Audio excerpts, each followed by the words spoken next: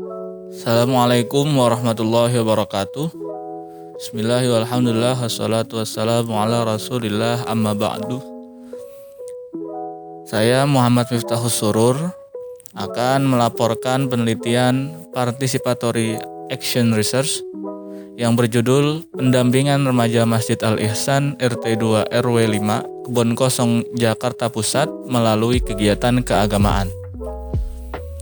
Yang melatar belakangi penelitian atau pendampingan ini adalah yakni di tengah gemerlapnya kota yang penuh dengan kebisingan serta hiruk-pikuk kehidupan perkotaan, tentunya tak lepas dari peran pendidikan untuk mengimbangi agar kehidupan berjalan dengan semestinya sesuai dengan aturan syariat agama Islam. Waktu terus berjalan serta umur yang terus bertambah seiring dengan perkembangan kepribadian seseorang, terutama pada usia remaja, mulai meranjak kepada tahap mencari sesuatu yang sesuai dengan kepribadian dan minat. Di fase ini, seseorang akan cenderung meniru pola perilaku seseorang yang diidola-idolakannya. Upaya ini nantinya dikhawatirkan akan menimbulkan ketidaksesuaian terhadap norma-norma yang berlaku di masyarakat atau juga bisa disebut dengan penyimpangan sosial. Hal ini harus menjadi suatu prioritas stakeholder dalam mengambil suatu kebijakan, karena jika benar terjadi, nantinya dapat mengganggu stabilitas sistem sosial yang berlaku di masyarakat. Kondisi ini dapat menjadi suatu permasalahan yang semakin kompleks, dikarenakan masyarakat sekitar di Masjid Al-Ihsan berada di lingkungan padat penduduk, serta berada di area Pasar Malam Haji Ung, Kebon Kosong, Kemayoran, Jakarta Pusat. Latar belakang masyarakat Kebon Kosong RT 2 RW 5 mayoritas merupakan pendatang dari berbagai suku dan budaya, yang mana membuat kawasan ini semakin memiliki tantangan sosial. Mereka bertaruh sepenuh tenaga dalam memenuhi kebutuhan di tanah rantau. Juga mereka rela untuk tinggal di rumah yang berukuran 3x2 dan berbahan dasar kayu dan triplek, sebagaimana umumnya rumah-rumah lain yang berada di lokasi ini. Kegiatan ekonomi masyarakat banyak yang bergantung dengan pendapatan hasil berdagang di pasar malam. Ada juga yang memilih menjadi karyawan swasta di berbagai bidang. Selain itu, latar belakang pendidikan masyarakat di wilayah sekitar Masjid Jami Al-Ihsan mayoritas merupakan lulusan SMA atau SMP, dan sedikit yang sampai menempuh ke jenjang perguruan tinggi.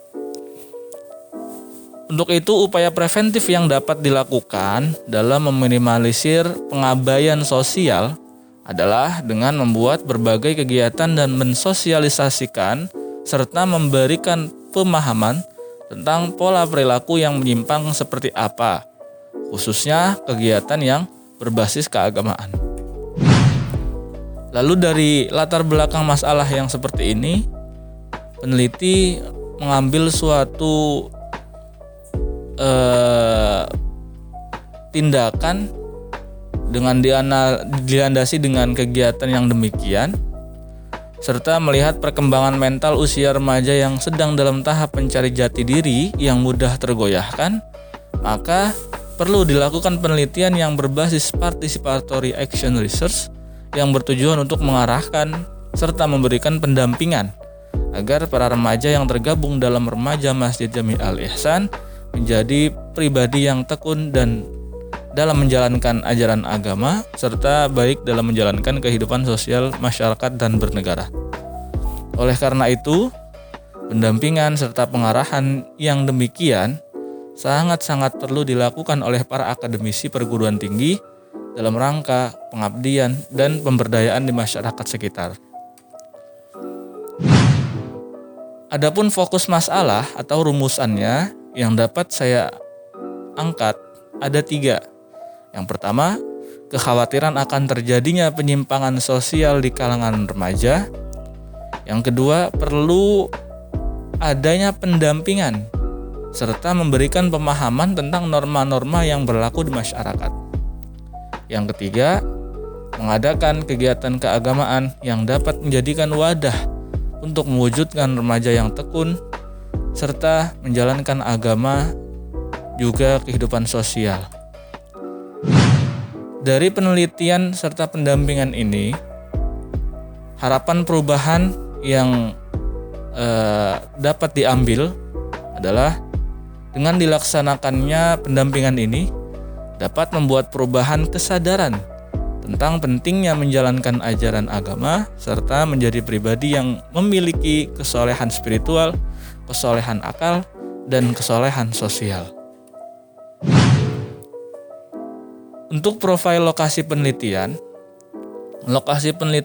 berada di Masjid Jami Al-Ihsan RT 2 RW 5, Kelurahan Kebon Kosong, Kecamatan Kemayoran, Jakarta Pusat. Ini adalah tabel luas wilayah pembagian dari Kecamatan Kemayoran yang terdiri dari 8 kelurahan. Wilayah Kecamatan Kemayoran memiliki 3 lokasi kawasan kumuh, yaitu pertama Kampung Harapan Mulia dengan luas 20 hektar yang dihuni dengan 28.000 jiwa, Kampung Utan Panjang atau Kelurahan Utan Panjang dengan luas 10 hektar yang dihuni 36.000 jiwa, dan Kampung Kebon Kosong dengan luas 500 hektar dihuni oleh 35.600 jiwa. Dari ketiga kampung tersebut, ada satu kampung yang tanahnya berstatus tanah negara, yaitu Kebon Kosong. Kelurahan Kebon Kosong ini merupakan daerah yang memiliki kondisi topografi wilayah yang datar yang dialiri oleh Kali Item yang membentang dari sisi timur. Kelurahan ini dihuni oleh sebanyak 13 rukun warga, 128 rukun tetangga, dan 1.767 kepala keluarga. Kelurahan Kebon Kosong sendiri memiliki tempat pendidikan atau sekolah dengan perincian sebagai yang ada di layar ini.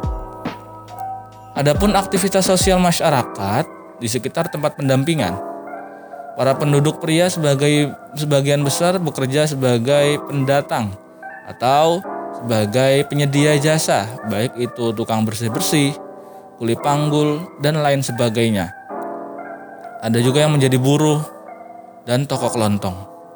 Sedangkan penduduk perempuan sebagian besar bekerja sebagai ibu rumah tangga dan sebagian kecil memilih menjadi pedagang di pasar malam atau membuka warung kecil di sekitar rumah.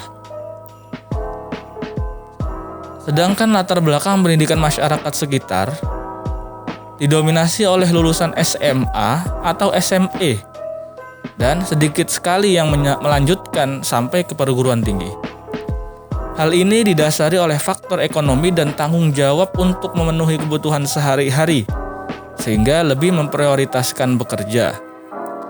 Ada di sini dari permasalahan ini ada indikasi kesenjangan akan kepedulian pendidikan yang mengakibatkan lemahnya ekonomi masyarakat dalam mengikuti arus pendidikan, sehingga berdampak pada pemulihan ekonomi, meningkatkan pengangguran, dan mengurangi pendapatan masyarakat. Hal tersebut juga yang berakibat pada kemampuan orang tua yang mengalokasikan untuk membiayai pendidikan anaknya semakin berkurang. Penelitian ini adalah penelitian kualitatif dengan menggunakan pendekatan participatory action research. Pendekatan ini bertujuan untuk melihat, mendengar, serta memahami gejala sosial yang ada di masyarakat. Dalam part ini, teknik yang dipakai dalam membuat suatu perencanaan atau program harus melihat kegiatan masyarakat, kelompok atau subjek penelitiannya. Sasaran kelompok atau subjek penelitian ini bukan hanya dijadikan sebagai objek kegiatan atau pihak luar dari kelompok sasaran, tapi harus bisa memposisikan sebagai pihak yang berada di dalam kelompok sasaran tersebut serta turut aktif dalam melaksanakan programnya.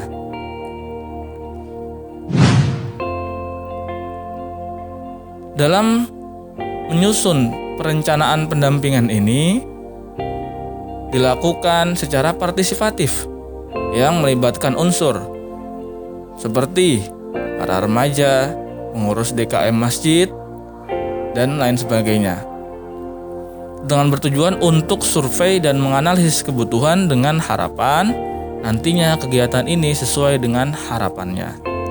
Melalui proses analisis kebutuhan, peneliti menemukan suatu masalah dan membantu mengenali karakter remaja masjid yang diungkapkan oleh Ketua DKM Masjid Jami Al-Ihsan, yakni Bapak Ustadz Ahmad Suhairi Daud. Yang pertama adalah poin yang bisa diambil, pertama adalah kurangnya semangat dalam melaksanakan kegiatan keagamaan di sekitar masjid dan memilih mengikuti kegiatan keagamaan di luar lingkungan masjid. Yang kedua, khawatir menimbulkan keresahan atau bahkan membuat pelanggaran sosial yang tidak dikehendaki masyarakat. Yang ketiga, sejatinya remaja Masjid Jami Al-Ihsan memiliki karakteristik semangat untuk mendalami ilmu agama serta melaksanakan kegiatan keagamaan. Hasil dari pembicaraan tersebut dengan Ketua DKM, kemudian peneliti teruskan kepada remaja masjid. Lalu, sebagian pengurus remaja masjid dalam menindaklanjuti pesan DKM merumuskan program sebagai berikut yang ada di layar. Berdasarkan hasil kesepakatan para pengurus Persatuan Remaja Masjid Jami Al-Ihsan atau PRIMA, lahirlah beberapa program kegiatan seperti yang ada di layar. Sedangkan peran peneliti di sini melakukan pendampingan dan motivator untuk membuat mereka mempunyai prinsip-prinsip organisasi yang mandiri. Dalam melaksanakan kegiatannya, pengajian yang dilaksanakan pada malam Rabu biasanya juga dihadiri oleh Bapak dan Ibu Jamaah Masjid Jami Al-Ihsan. Waktu pelaksanaannya yakni adalah pada pukul 18.30 waktu Indonesia Barat atau selepas sholat maghrib berjamaah. Dipimpin langsung oleh Ketua DKM Masjid Jami Al-Ihsan yakni Al-Ustadz Ahmad Suhairi Daud. Membuat kegiatan pelaksanaan semakin serius, diikuti oleh seluruh remaja dan jamaah masjid yang berkisar 20 partisipan. Adapun materi yang mengisi kegiatan pengajian Fathul Qorib ini, rinciannya adalah sebagai berikut. Kemudian, sedangkan pengajian yang dilaksanakan setiap malam minggu dihadiri oleh para remaja serta anak-anak madrasah diniyah Islamiyah Takmiliyah Al-Ihsan, baik putra maupun putri, yang totalnya 27 partisipan. Kegiatan ini diawali dengan pembacaan biografi Nabi Muhammad SAW dari kitab Maulid Diyaul Lami karangan Habib Umar bin Hafiz. Kemudian lanjut diisi oleh narasumber yang dijadwal setiap seminggu sekali secara bergilir, yakni urutannya pertama Ustadz Ahmad Suhairi selaku DKM Masjid Jami Al-Ihsan mengkaji kitab Ta'limul Muta'alim, kemudian Ustadz Al-Hakim mengkaji kitab Akhlak Lil Banin Juz 2, dan Ustadz Muhammad Miftahus Surur sebagai narasumber serta pendamping pelaksanaan Participatory Action Research ini mengkaji kitab Safinatun Najah. Kegiatan ini dilakukan secara bergilir dengan urutan minggu pertama diisi oleh Al-Ustadz Ahmad Suhairi Daud, minggu kedua diisi oleh Al-Ustadz Al-Hakim, minggu ketiga diisi oleh peneliti sendiri. Adapun evaluasi dari kegiatan yang sudah berlangsung selama 3 bulan lamanya, terhitung sejak hari Sabtu 1 Mei 2021 hingga sampai hari Sabtu tanggal 26 Juni 2021. Dalam pelaksanaannya memang ada beberapa waktu yang memaksa kegiatan tidak bisa diselenggarakan. Seperti halnya ada warga yang rumahnya berdekatan dengan masjid sedang berbelasungkawa karena ada sanak saudaranya yang meninggal dunia. Keterbatasan tempat penyemayaman jenazah memutuskan untuk menggunakan aula masjid untuk tempat para handai taulan bertakziah. Hal inilah yang membuat kegiatan sempat terhenti di beberapa pertemuan, karena jika dipaksakan nantinya akan mengganggu kesedihan sanak keluarga yang ditinggalkan. Yang kedua adalah adanya warga yang melangsungkan resepsi pernikahan yang menggunakan aula masjid sebagai tempat resepsi dan menerima tamu yang berdatangan. Posisi aula yang berjarak 10 meter ini yang tepat berada di depan masjid, serta banyaknya tamu yang hadir, dilengkapi juga dengan suara musik yang sangat keras, membuat suasana belajar semakin tidak kondusif. Kami ucapkan terima kasih. Cukup sekian laporan penelitian Participatory Action Research dari saya. Kurang lebihnya mohon maaf. Wallahul muwaffiq ila aqwamit thoriq. Assalamualaikum warahmatullahi wabarakatuh.